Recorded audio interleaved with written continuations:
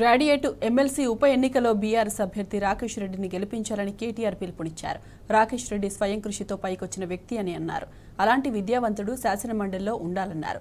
Graduate MLC ఎన్నికల్లో ప్రతిసారి గులాబీ పార్టీ గెలుస్తూ వస్తుందన్న కేటీఆర్ ఈసారి కూడా విజయం ఖాయమని చెప్పారు.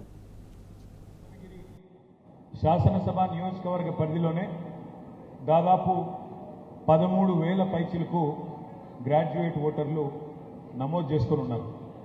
నేను మీ అందరితోని ప్రార్థన ఇక్కడ హాల్లోనేమో దాదాపు 1,500-2,000 మంది ఉన్నారు. కానీ మరి మొత్తం శాసనసభ నియోజకవర్గ పరిధిలో 13,000 మంది ఉన్నారు. ముందుగా నేను శేఖర్ రెడ్డి గారిని వేదిక పైన ఉన్న నాయకులందరితో నా ప్రార్థన, నా విజ్ఞప్తి. 27 నాడు పోలింగు, 25 నాడు ప్రచారం చివరి రోజు. దయచేసి మీతో ప్రార్థన ఏంటంటే, తమ్ముడు రాకేష్ రెడ్డి అభ్యర్థి, కానీ 3 జిల్లాల పరిధిలో ఎన్నిక, 34 నియోజకవర్గాల పరిధిలో ఎన్నిక, 4,73,000 మంది ఓటర్లు, 34 నియోజకవర్గాలు. కాబట్టి ఒక్కొక్క ఓటర్ని కలవడం, ఒక్కొక్కరికి విజ్ఞప్తి చేయడం అంటే అది మానవ మాతృలకు సాధ్యమయ్యే పని కాదు. దయచేసి శేఖర్ అన్నతో, వెంకటేశ్వర రెడ్డి గారితో, ప్రభాకర్ అన్నతో, అమరేందర్ గౌడ్ గారితో, అదేవిధంగా మా సోదరులందరితో కూడా, భువనగిరి నియోజకవర్గ నాయకత్వం మొత్తంతో కూడా నా ప్రార్థన, రాబోయే 5-6 రోజుల పాటు ఈ 13,000 మంది ఓటర్లకి మనం బాధ్యత తీసుకొని మండలాల వారీగా ఓటర్ లిస్టును ముందు పెట్టుకొని గ్రామాల వారీగా వాళ్ళను కలిసి విజ్ఞప్తి చేయాల్సిన బాధ్యత మనది, మనందరిది. దయచేసి మీరు ఆ బాధ్యత తీసుకోవాలని చెప్పి నేను భువనగిరి నాయకత్వానికి ముందుగా హృదయపూర్వకంగా వినమ్రంగా విజ్ఞప్తి చేస్తా ఉన్నాను.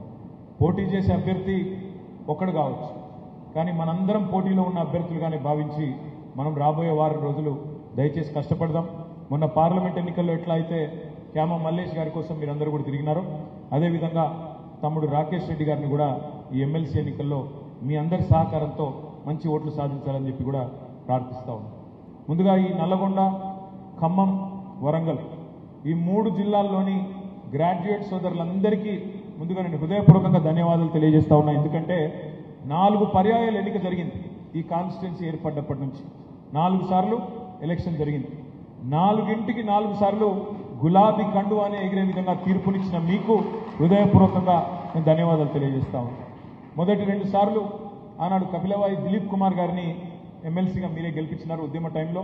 ఆ తర్వాత మరి తెలంగాణ ఏర్పడ్డ తర్వాత శాసన మండలికి 2 సార్లు గ్రాడ్యుయేట్ ఎమ్మెల్సీగా డాక్టర్ పల్లా రాజేశ్వరరెడ్డి గారిని కూడా మీరే గెలిపించినారు.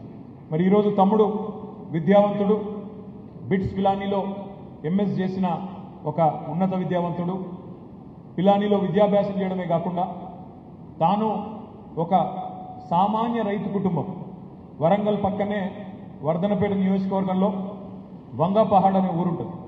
ఆ ఊరిలో ఒక సామాన్య రైతు కుటుంబం నుంచి వచ్చిన మొదటి తరం నాయకుడు తమ్ముడు రాకేష్ రెడ్డి, మీలో ఒకడు.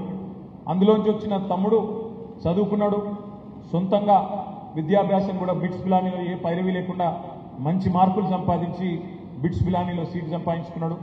బిట్స్ పిలానీలో గోల్డ్ మెడల్ సాధించిన తర్వాత అక్కడి నుంచి అమెరికాలో దాదాపు 7 సంవత్సరాలు ఉద్యోగం చేసింది.